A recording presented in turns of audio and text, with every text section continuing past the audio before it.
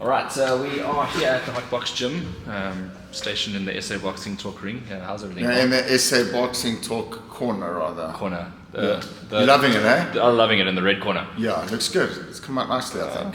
I'm looking at it on the video right now. It's looking proper. Like you did a good job there. The team did a good job. Yeah, big shout out to Brooke, Riaz. But and Boxing 5, of course, can't not forget mentioning them. So from now on, all the interviews and pictures will be taken in this corner, right? Yeah, well, all done by me, right? Yeah, good to see you again. Hey, what's going on? Yeah, let's kick off. We did an interview a couple of weeks ago. Let's catch up with the recent things. Daniel Dubois, Usyk. Yeah, this sort of international stuff. I mean, what did you think of that low blow that's going up on social media? What's your take? So it's a good question, right? So everyone's calling Usyk a cheat. So what people need to remember is the referee made a call and the fighter responded to the call. Okay, he deemed it was low. Okay, in fact, what do you expect a fighter's going to do? Let's be real. I mean, he's going to get hit to the body. The referee's going to call it low, and he's going to say, "Oh, excuse me, Mr. Referee, it was a body shot. Please start counting for me." Well, let's get fucking real. It's just not going to happen. So he used his experience to get out of that situation. Now, do I think it was a low blow? According to the rules and regulations, on the belt line or below, I don't think it was. I thought it was a low blow. I do think it was a low blow. It didn't hit him in his ball sack, but that doesn't necessarily mean that it wasn't low. According to the rules, it was a low blow, and I think Usyk, although I do think he was definitely hurt by the shots, again, if the referee had made the call for him that it was a legitimate punch and it was a knockdown, he would have counted, and it would have been interesting to see how Usyk responded. Yeah. But he didn't. So we can say, oh, would have, should have, could have. The point is, the referee made a call, he made a decision. We've seen referees in other sports make decisions that people aren't happy with. It is what it is. Yeah. Usyk got that decision from the referee in that moment, and he responded to the decision of the referee. And again, you can't blame Usyk. He was in a fight, and the referee ruled the situation and deemed it a low blow. And that's how he responded. So like all the shit that, he was cheap. The referee made a call. Yeah. End of story. And a rematch, let me tell you what happens in a rematch. Same result. Same result. So I think I was on the same feeling as you, that Usyk's also on another level as well. You've got to also remember that. But keeping over the weekend with the boxing, we also had the Cape Town boxing as well that took place. Yeah. What would you take on the tournament as a whole? Yeah, listen, Cape Town boxing, there's such a market for it. Big shout out to Insane Boxing, Sava and Mike and Jess. They put on a really, really good show, great production. Obviously, SABC was involved in it, so I was calling the fights. And just some really, really talented kids there, Great performance from Abdulaziz Kunert. Getting a draw. I thought he was slightly behind, but I mean, again, I think I was hypercritical as well in my commentary position, because obviously I have a connection to Abdul, and obviously I'm involved in his career. But I thought great performance, and big shout out to Mike, getting him in tip-top shape and putting on a really, really great competitive fight. Getting a draw. Hopefully he maintains his number one position. In fact, I've just mailed Boxing South Africa to keep him at number one, and I think the right decision would be for him to keep his mandatory position. I know Baitis now is entitled to a voluntary defense, and he's entitled to that within a certain few months, and then after that, obviously, we'll be back to number one challenging. Well, not back to number one, we'll be in line to challenge for the mandatory position. So it'll be interesting to see what Baitis' next move is going to be. But all things being equal, I think a rematch is obviously a must. Right, and your standout fighter from the day? Man, I just thought all of them were good. I like the look of Dylan Prosa. He's from Mats. He's a good kid. Also he didn't have much to beat that night, let's be honest. But, seems to be have quite the following in Cape Town. And I know Matt speaking very highly of him. So a couple of kids there that I just thought, with better matchmaking and see how they progress over the levels, there's definitely, that's why I said to you, there's definitely a buzz in Cape Town. Just needs to be more shows, Mm-hmm. But all in all, great presentation, great production, great venue, great food. I mean, I was starving when I got there. Also great my mom was there, my first cousin was there, my son, my firstborn, who actually lives in Cape Town, was there with his friends. So it was great. It was a great vibe, and just a great evening out for Cape Town boxing. Great evening for Cape Town boxing, and obviously you've represented at least of late more Cape Town boxers, so maybe a few homecomings in the coming years, months, whatever it may be? Is that what you're looking for? Well, I think so. I mean, Ishmael's becoming a big draw here in Johannesburg as well. So I'm not ruling out the fact that, you can find in Cape Town. There's obviously a fight looming there with another Cape Town fighter. So we'll see how that goes. Potentially, maybe we can do that early next year. I want to get Ishmael out again before the end of the year. It's important for me. Just obviously maintaining the momentum on his great performance against Gerald Titus. And Josh Feldman as well. We're planning on turning Josh pro here in the first 2 weeks of October, actually mid-October. I think our license now for Boxing 5 is going to be sorted out, and then obviously he's going to be a very big focus for us turning pro up here. And then if he builds on momentum, why can't Boxing 5 come down to Cape Town and do a boxing event? We've spoken about it. We're about 12 months away as a company from doing shows in Cape Town. And then obviously we could partner up with a promoter down in Cape Town and then do a co-promotion. We've had discussions with Vision View as well, and it's something that we obviously want to navigate and explore further. But I think 12 months away, I think it's a reasonable time. So we'd love to feature Cape Town fighters. We'd love to do it. All right, so that's good news for Boxing 5. Obviously, that the show's back on the road, so to speak. But it's because it's been a while for some of the local boxers, and we know how important activity is amongst the boxers. Well, that's it. The problem is that there's just been so many administrative issues with Boxing South Africa, and I think finally it's starting to get sorted out, which is great. And then obviously, the main focus always has to be the fighters. So as long as they're benefiting, and obviously the more shows, the better it is for boxing in the country. Last year we had a lot of shows. I mean, I think around the country every weekend there was activity. This year has been a little slow. Hopefully things now with momentum going. I know they've done their assessments and workshops again this last weekend. So licenses should be sorted out and done this week. This in the next couple of weeks actually.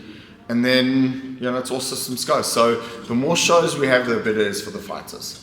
All right, and you're right about that, but we're seeing a lot of your boxers also taking the international route. Of course, some of them are world-class boxers, so they're naturally going to go that route. Sivenati Nshinga announced for Monte Carlo, Monaco. Is that official yet? It's not official yet. It's been mooted.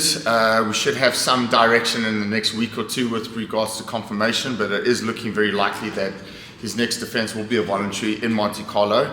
On the undercard of Joe Cordina, so we'll be the main support to that. Looking very forward to that. Joe Cordina is actually one of my favorite fighters, actually.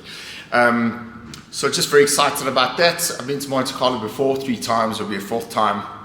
So just be great to be on a matching platform and being in Monte Carlo, and just obviously, I'm assuming boxing for the Prince as well. So it'll be great. Yeah. And the Princess as well. Yeah, I mean, Monte Carlo, Monaco, but also on a matchroom card, double is good. It'll be the biggest one in Monte Carlo yet. So that'll be massive. I mean, the talents we've seen in Monte Carlo in the past, the likes of Gennady Golovkin's been there, and now Joe Cordina as well, who's a world champion. Yeah, it's just great. Like I'm saying, Cordina's one of my favorite fighters. Especially his war against Rakimov was just a bomb burner. So it's just it's just going to be great once we get this fight. And I believe we'll get it over the line in the next couple of weeks. And then we'll be showcasing another South African talent on an international platform. And that's something I've always wanted and strived to do, and now it's coming to fruition. All right, and then obviously you're traveling to Japan with Hecky Butler to achieve potentially the biggest fight in South Africa. Yeah, I'm just really excited about that. And just like, that's all the focus where my attention is right now, is getting Hecky, to beat Taraji. And I believe we will. I really fancy our chances. I've been, studying a lot of fight footage of Ken Shiro Taraji. Very good fighter, very big puncher, very tenacious once he gets going. But I think I've got the right chess piece to produce checkmate on the 18th of September. And I'm very confident, not overconfident. I know this isn't going to be an easy fight. I've said it to you several times on your platform that I can't bullshit you and say, Hecky's going to walk right. It's going to be a hard fight, but I really fancy our chances in this one. All right, so that's amazing. I mean, if you feel that way, and obviously Hecky Butler is facing the number 1 in the division, it's no lie. Taraji's going to be the hardest fight potentially in his career without even being there yet. It's going to be like that. Yeah, and I think it comes at the right time. I think Hecky's got the experience, the savvy, and the know-how, and I don't think Taraji's fought anyone that's got the kind of skill set and the boxing skills and brains that Hecky Butler has. Now, everyone can point fingers to Kayaguchi, I have my reasons why we lost that fight. We lost on the night. You look at Box Rec, it says Tico, we lost to stop the fight. But I'm thinking that, you know, even that being said, that Taraji has never fought a boxer of Hecky's caliber, and I think that's going to be shown on the 18th of September. And I believe you're working on something for Glamini is going to be released in the next week or so? Yeah. So I just had a text today. So looking forward to that. That's going to be good. You know, Lorato's world-class featherweight. Moved up 3 places in the IBF ratings. He's going to move up more. Just keep him active, and then obviously work towards a big fight. And you know, just get him in contention for either eliminator or title shots. And I think he's capable of winning. Yeah. What's happening with the Ghanaian boxer Alfred Lamptey? So he had a brilliant win. You know, I went to Dubai to work with him in the corner, and he won on the first round knockout. We're looking at getting him out in December, potentially overseas again. And I think the world of him. You know, he's 21 years old, 13-0, 9 knockouts, just a really, really exceptional talent.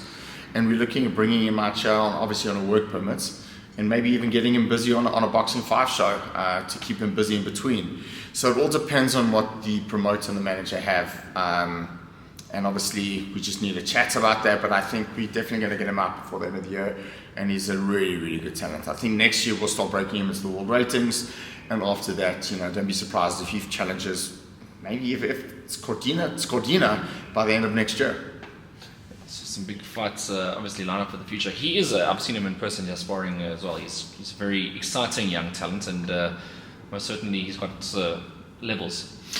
Yeah, I mean, he's still raw, so just developing him and his skill set, and you know, his coach Ebenezer is just a wonderful human being. They're just a pleasure to deal with and work with, and obviously to coach him is just a dream. Works hard, good work ethic, but I think once the rawness is cooked, I think we've got an incredible meal to be champion of the world. I really, really do. I think he's one of those guys who could surprise a lot of people and become champion of the world. All right, and I'm sure you must be fielding a lot of calls, particularly to try and match people on Boxing 5. I think a lot of people want to be on that particular platform. I know you're not the matchmaker, but I know you've got a big influence on that. Yeah, I mean, listen, it's a discussion that, you know, we sit down with the 3 partners, myself, 4 partners, because now Ludu Milamati is now director of Boxing 5. So we have to obviously collectively make a decision as a team, and then we sit AB down, and then, you know, we want competitive fights. And I think, but to answer your question, I get a lot of texts and calls, but, you know, we needed to sort out our license, and now that's underway and being sorted. Now we can start planning for the next event. We wanted to put on another event, we got stalled by 2 months, and it happens. And then obviously my schedule with regards to Hecky in Japan obviously takes a lot of importance. And then after that, well, you know, I think we're going to meet this week actually and discuss to actually lock in a date, but we're looking at mid-October for Boxing 5's next date. I saw a particular boxer jumped up in the ratings as well, Hedda Volmerans. She shot right up the ratings, and now she's in line for major contendership in the welterweight division. Yeah, so she's going to be obviously one of our big focuses for our next date, her sequence. She's number 1 in the world in the IBF, and we just want to keep her busy. And then after that, literally, I really want to press hard for her to fight for a world title, IBF world title. So Natasha Jonas, I know, might be moving in another direction. They might be unifying, and that's okay. We'll obviously sit back and we'll wait for that. But Hedda wins, we want the next shot. So let's see how it works out. There's a lot of activity, particularly in Europe, with female boxing, and I'm pressing hard for Hedda to get a title shot. Right, and then we saw DJ Krill now. He's sort of moving into the flyweight division, building a name for himself there. Are you keeping him afloat? Yeah, I want to get him out before the end of the year as well. We've had discussions with him. He knows. Just again, you know, like I don't want to rehash what we discussed 2-3 weeks ago. The ball's in his court now. You know, he's obviously helping Hecky with some great sparring for Taraji. But I think the world of his talent, and I think he legitimately could have a run in the flyweight division. And the plan now is to get him in the top 15. And once that's done, keep momentum, keep building. And also, towards the end of next year, it could be in line for either eliminator or title shots. It's going to be interesting to see what happens with Bam and Edwards. That's coming up soon. Great fight, by the way. there's no reason to say that we can't get him in contention, and I think that's my focus. Keep him busy, get him up before the end of the year, and get him in the top 50 in the IBF ratings, and then start building off of that. I know as well that you fighting him internationally, that's his level, but also like Jackson Chauke is the SA champion as well. Is that crossed your mind? Anything's possible. Like one thing, never say never. Just unfortunately, I'm not going to work with Jackson's promoter, so it'll have to be on a Boxing 5 promotion. But let's see what the future holds. You never know. Never say never. Yeah. And let's see how it goes. All right. Yeah, because I'm just thinking of all the exciting local fights as well that there are out there. You've got many that you did. I mean, in recent years, the Reino Roan one was one of the memorable ones. More particularly for your side, but I mean, they're looking at super fights with Sandro Comanisi, Munyai. Those fights could be put together. Yeah, I mean, listen, and locals lack as locals, so you never want to rule anything out. Luvuyo Sasani just crumbling on the weekend in one round. That was surprising. Yeah, one round against Jerome. Yeah, you sent me footage and it just kind of caved in, took a hard right hand and kind of sagged into the ropes, and the referee called it off. I mean, that was a bit of a surprise. I thought he'd give it a little bit more resistance. Yeah. Look, and they respected him. I mean, they noted that he was, a former Commonwealth Games boxer, and former Olympian as well. Former Olympian. They gave him a lot of respect. I was really surprised that he caved in one round. Like that was surprising. Not much surprises me in boxing, but that was kind of surprising. But going back to the local fights, I mean, just local is lacquer. It just depends if we can get it together. If we can't, they'll go their own way. It's not the end of the world. For me, it's not skin off my back. And obviously you got like the lightweight situation where you got like your Kane Freeze, your Talent Belows, your Kadleko Kanyisas, and then you got this champion Busakwa. I mean, that could be like a little mini Super 4 there. Yes, and then also we've got the featherweight division. We've got Ishmael Kadri, we've got Abdulaziz Kunert, who's number one. Yeah. So it just makes it very interesting. But I think Ishmael Kadri will probably go early next year. We're looking probably a secondary IBF Africa belts. Okay. I think that's kind of the way I want to take things. And let's see how it progresses. He's got to keep winning, of course, and the ball's in his court too. We're going to keep him active, which we have been. And he is a talent. Like, he is such a talent. And then don't forget Caden Shooter. I mean, Caden, I think he's a star. I think you're talking about a kid who's he hasn't lost a professional round. Mm-hmm. The kid's just sublime. He's really, I think he's a special talent. And his brother wants to come back. His brother's been training. We've seen footages and we've seen stuff on social media of him training. And let's just see where he wants to go as well. So things are exciting. There's like a good buzz in the gym. But all focus is on Hecky Butler beating Taraji on the 18th of September. Right, and you mentioned that he's obviously, you feel that he's better. Like he's better now than he was. I just see a complete fighter. I see defensively just the way he shoots his shots, the way he's sitting on his shots, the way he's moving, his legs are good, his reaction time's great. I just see a really, this is honestly like, I think all things being equal, I think Hecky's got what it takes to beat Taraji on the 18th of September, I do. All right, but being a tough fight. Tough fight? Of course it's a tough fight. I mean, it's legitimacy. But he's got what it takes to beat him, yes. All right, fantastic, okay. And any other fighters that are... I hate doing this because we've got so many fighters. Yeah, no, no. I think we've covered everything that's coming up now. It's like having 15 children and forgetting one of those birthdays. No, I won't do that. Can't do that. Can't do that. 15 children. No. A few trainers out there, I think, have got extra kids there that they don't know about. Yeah. Not me. All around the world. Yeah. Yeah. Okay, so fantastic. So just in order to, to sign out, obviously we might have another interview in coming weeks. Ron Fisser as well, but I think we discussed that last time. Yeah, we did. We did. I want to get him settled. Work's taking quite a bit of toll on him and his brother, but I know he wants to come back. So it's, we can navigate that as well. Just very excited. He's a big guy. He is a big fucking guy. Jeez. Yeah, big. Not doing mitts for him in a hurry, I'll tell you that much. But I actually saw one of those trainers with those platform shoes, and I sent the picture to Ron. I think it was on Saturday night, and I sent him. I said, "Don't get any ideas." I remember Joey Gamache. Joey Gamache, he had that, but not you. No, not yet. Right. I'll get a step ladder. Yeah, it depends. A world heavyweight title fight, we might change our tune. Exactly. Fury beats Usyk though. Okay. Be a competitive fight, I think. Usyk's no slouch, but I just think Fury knows how to use his size. Does Fury beat Ngannou? That was an April Fool's joke, right? Yeah, I mean, Conor McGregor was going to Dude, beat it's Mayweather. nearly, it's right? nearly fucking September. Are you kidding me? He's got a chance. Okay, he's got a chance. I mean, it's boxing. He's got a chance. But his chance isn't big enough for him to win. Okay. But can you imagine if he does beat Fury? Okay, wait. Does KSI beat Tommy Fury? I don't know. I haven't followed those guys. I mean, Really? I don't even want to, we're not even talking about that. Now we're going into my world now where I've like influence of boxing. Influence, yeah. I like the fact that they've chosen the boxing ring, but I can't watch that shit. Really? I can't watch that crap, no. Okay. So sorry, it's upset you or anyone else? No. Look, you're going to get a couple of comments on social media, but that comes with the territory. Fine. But it's glad as long as they've chosen a boxing ring and not a paddle court, I'm fine. Yeah. Oh, did you catch John Fury's outburst though when he flipped the tables? So I watched that. Hey, he lost his shit. It happens, you know. Do you ever see yourself doing something like that? Again, never say never, but probably not. No, I mean, I've lost my temper and stuff, but not to that degree. No, Yeah. I can't see myself flipping a table. Okay. Flipping a finger, maybe, but, you know. Yeah, on SA Boxing Talk where it's not PG. Sorry, it's not PG. It is what it is. All right, let's talk about the red corner, the SA I'm gonna leave this interview so you can get a good. Yeah. Oh, are we done? Yeah, we're done. Cheers. We're done. Cheers. Fever. And we see the hot box there. Okay, guys, thank you very much for tuning in. I'll see you next time.